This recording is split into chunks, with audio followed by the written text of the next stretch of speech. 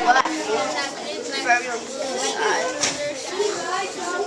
And describe it a little more, what store did you go to? What hour did you go in the store to? I went there at night. Went there at night. I did all that. But what store did you go to? What hour did you go Start to? it in a minute. Come, hurry up. Put it in. Put it in. Put it in. Clean it up. Main Street, Walmart. Main Street, Walmart. Main Street,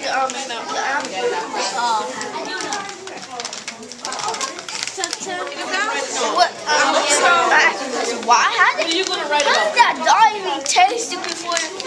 Because they was just walking across the street, and then I was walking down the street, and then I saw it was coming towards me, and then I just ran back to my mom so fast, and then the next minute, my best friend Dad, he let me hit his truck, drove me to school. No, Tajir. You know Tajir? And the whole point was that the dog was, before that dog, I brainstormed before that dog get me at all. I brainstormed that dog was coming to me.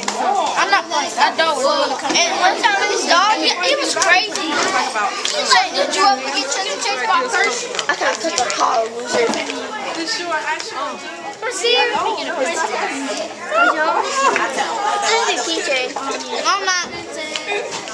Okay. All right, all tables, good.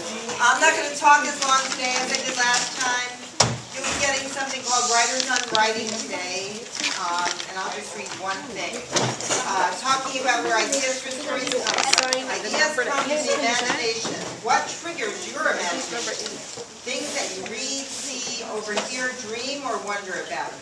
Anything that makes you think, what if, is the start of a story. And Patricia Palaco says, where do I get my ideas? I turn off my TV and listen to my inner voice. Try it yourself sometime. And one more, this woman, Amanda Irma Perez, came to the U.S. and Mexico as a child, and her writing focuses on celebrating who we are as individuals while respecting the backgrounds of others. Through our words, we keep our memories and culture alive in our diaries and in our hearts. I like that. So you'll get a copy of all these writers who are talking about writing. Last week we talked about the steps of the writing process. The first step was pre-writing, but at the very beginning of pre-writing, what do we have to do? We have to get what?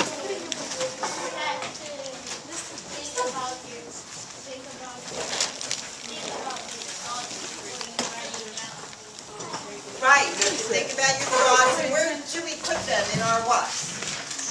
In our hearts. So we have to gather ideas, so we wrote our hearts, and we thought about everything. So we started getting ideas, and we also gave you a sheet, where do my personal ideas come from? So if you wanted to add, or you wanted to take something from here. So what I did, and your teachers are going to show what they did before you move on to your free-writing, is I decided to think of my summers. And then I wrote, where do my ideas come from? And I thought of some things, and I did it pretty quickly because I thought of day camp, and then I thought of sleepaway camp when I was a little kid. And I just started writing down ideas about summer. Sleepaway, I thought about a trip to Europe with my family, and other trips. I had a lot of trips, so I had a bunch. I put Costa Rica, and I wrote real messy, because I'm kind of messy. I got my ideas down, and then I thought, also the town pool. In the summer, I used to go to the pool. I don't know if you can see this. I'm going to put it over here. This hurts. She's jotting down stuff. So then I thought, well, I used to like to go to the town pool, and then sometimes I work over the summer. I don't think I want to write about that.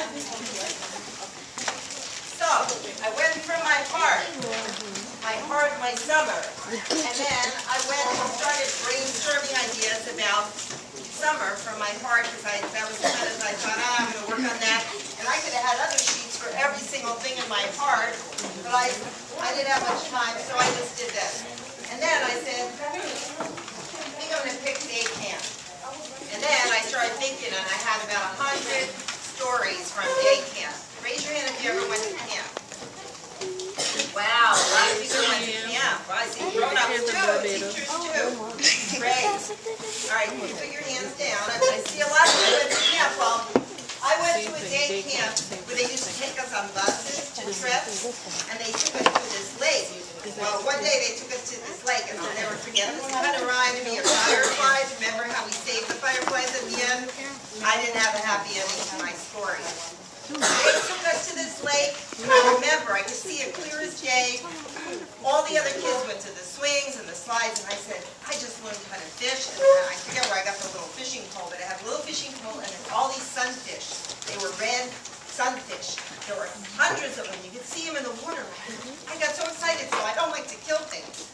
I really never would kill anything. So I got a big bucket of water.